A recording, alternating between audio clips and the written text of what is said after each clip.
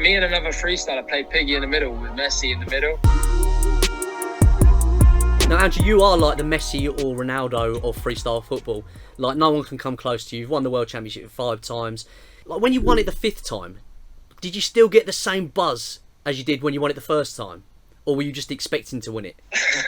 Do you know what? In freestyle, it's so difficult. At the top level, everyone's so good. It's so hard to be sure that you're going to win a competition because it's just fine details. I mean, you know, Rocky, you've been part of many competitions. You've been judging, you've been emceeing, you know, you've seen it all. So it is just it's fine margins that make the difference between winning and losing.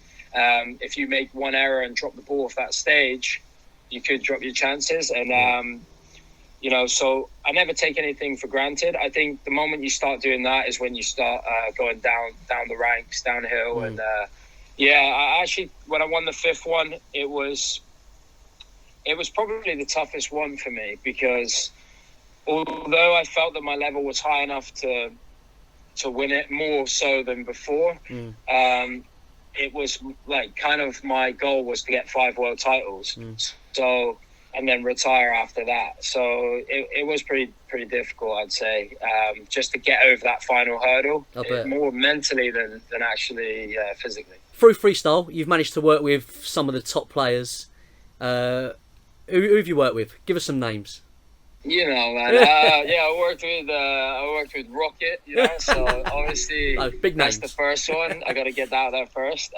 Cristiano Ronaldo, Lionel Messi, Neymar, loads of guys. David Beckham, a lot of the Man City boys, Chelsea guys. Yeah, loads of players. It's been crazy. You know, when I first started freestyle, kicking the ball around in my back garden, with my leg in the cast and kicking the ball around the car park. Dirty car parks, and traveling up and down the country from Cornwall to the other side of the country just to perform at school assemblies or sports days, you know, and not even get paid enough to cover my train fare there and back. I think that I'd be able to, you know, play with these guys and have conversations about controlling a ball with the best to ever do it, you know. So who's your favourite to work with? Good question. Is it hard to pick a favourite because they're all so different and they're all so different? Yeah. So, for example, I really enjoyed during the World Cup in Brazil, 2014. I worked a lot with Neymar Jr. in the build-up to that on different commercials, choreographing his skills and working with him. We're both the same age, so we kind of got on quite well. And he's Brazilian, so he's got that Brazilian sort of spirit, the skills element to his game, the flair. So we connected well on that side of things as well. But then when I met Ronaldo, it was more kind of like seeing how disciplined he is, seeing how hardworking he is. That for me was very motivational. Am I right in thinking that you went to Ronaldo's house? Yeah.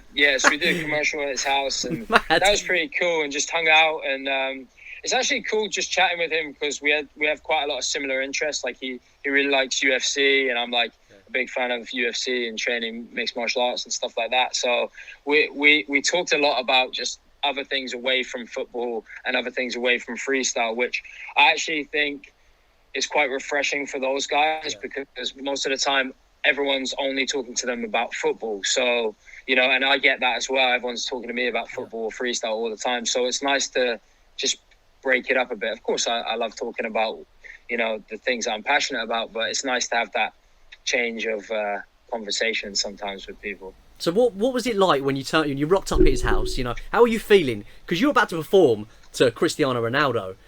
Are you feeling butterflies? Are you nervous? Nah, man, not at all. Don't get nervous. You know, no. It's not like competing in a world championships on the stage when your dream's there. You know, my dream was to be the best at what I like to do. So when I'm stepping on the stage at a world championships, that's when I feel the butterflies and the nerves. But me and Ronaldo, for me, it was just like, I'm just gonna embrace it and enjoy it. I think it's also because I played rugby for a long time. I kind of don't really get starstruck by football players. I don't know what it is. I just don't. So did you swap numbers? No, we didn't actually, but we followed each other on. Well, I was already following him on Instagram, but he followed me back, and we stayed in touch quite a lot since then. And still stay in touch from time to time. So that's brilliant. And it's always good to chat with him. What was the main man Messi like?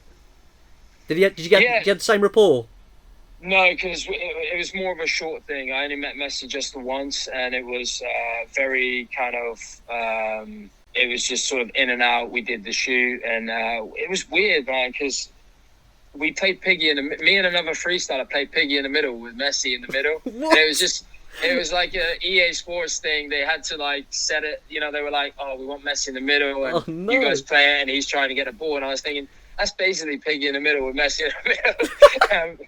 But okay, I'm not the boss, so we did that, and it was just a bit of a surreal experience. Oh, mate, that sounds a bit cringe. You got Messi there trying to get the ball off you, and it's like you're humiliating him. Very cringe. Oh, mate. But he was a nice guy, and he complimented the skills, and he's a very humble guy. But he was a lot, you know, he's a bit more of an introverted sort of personality, but he's very shy. But yeah, lovely guy as well, and. The thing that I liked about him was he didn't try to come across as some big personality and the superstar. He's comfortable in his own skin, and he doesn't have to like try and hype himself up or anything. I mean, I guess you don't if you're Lionel Messi, but I like that about him, that he was just kind of just like, he acted just like a normal guy, which of course he isn't, you know. Yeah, so completely. Have you ever performed your skill set to someone and they've not been overly impressed? Have you ever had it where you're like, oh, come on? Like... That's a good question, and yes, I have actually. I was freestyling at an exhibition centre somewhere in London. I can't really remember where. It was quite a long time ago, and Martin Keown was there as part of the same sponsor that I was working with, and he was just watching me do some freestyle, and he was kind of like, okay, but you know, how does that help you in the game? And I was like, well, it's different, mate. Yeah, it doesn't. Yeah, you know, it doesn't necessarily. You know, it might help the first touch, but probably not in your position, especially at the time that you played. But you know, we had a bit of a laugh about it anyway, but he was it was all about football and how it related to football for him. So he wasn't overly impressed, but I didn't mind too much. I think the sport has evolved now that people know that they're two completely separate things, really. Being a footballer is not the same as being a freestyler. And it's respected as well. Yeah. It's respected way more than it used to be. So it's really cool to be a part of that movement and to know that freestyle has changed and evolved, and to be part of that evolution has been awesome. Man, you were part of it too. Like, you've been obviously massively involved in football and the sort of presenting side of all that stuff. But in terms of freestyle, you have your place in there. You know, judging. A lot of guys watching this won't know that. You know, you've judged a few events and emceed a few events and been part of it. Even the skill school days on Soccer AM, you know, were important, I think, in building up the profile of freestylers. So oh, thanks, mate. No, I appreciate that. I've always had love for it. I love it. I find it fascinating. I used to do a little bit myself, a little bit of freestyle. I never got to any decent level, but I just enjoyed it. I love the fact that you just have a football on your own. You don't need mates, which suited me down to the ground. And just spend an hour just kicking the ball about and trying new tricks. And then when you do finally get that trick, the adrenaline, the buzz you get. I remember me and Tubes going to Thailand on holiday together, and we spent 4 hours on the beach. Oh, mate, that was a hectic holiday. We spent 4 hours on the beach just trying to get the ball and get it to bounce on both heels and back round. And we spent 4 hours, and then I finally did it, and I was buzzing, mate. I was so happy, and that's what freestyle can do. The joy that it brings and discipline, and that's why I love the sport.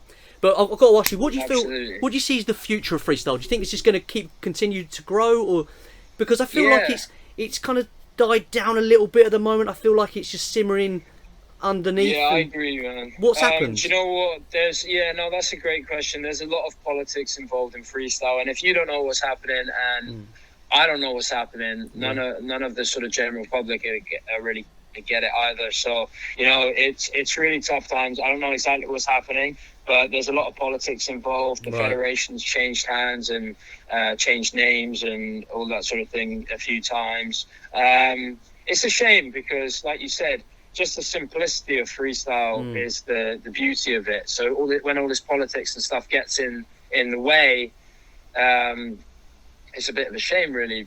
In terms of freestylers at the moment, who's top of the game? Who's the ones to watch? I would say there's a guy kind of, he's sort of separated himself from the pack in the freestyle competitions. A guy called Erlen Fagerli. There's these brothers called the Fagerli brothers. Yeah, I know the boys. Yeah, and Brynja and Erland, and they're both definitely both in the top 5, top 10 freestylers. I would say Brynja's more like top 10, and Erland's clear cut sort of the best. There's a guy from Brazil called Ricardinho who's the current world champion. He beat Erland in the last competition, so there's an argument there to say that he's the best as well. But I think in terms of like statistics, Erland's leading the way right now. He's actually won 4 world titles, and I got 5 world titles. So he's he's coming for you.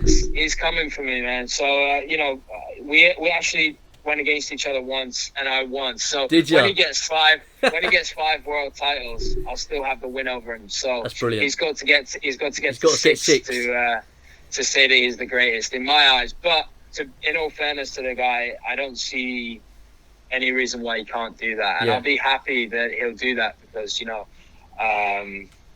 might motivate me to come back. Now, Andrew, you decided to have a slight career change. You've moved from freestyle footballer to fighting in the cage in MMA. Mate, what a transition. Standard transition. That's unbelievable. Usual transition. How are you getting on? You had your first fight, didn't you? Just the one, yeah. Absolutely destroyed him, mate.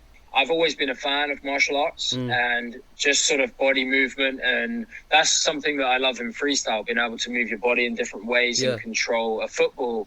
Whereas this is actually moving your body in different ways to avoid getting hit or taken to the ground.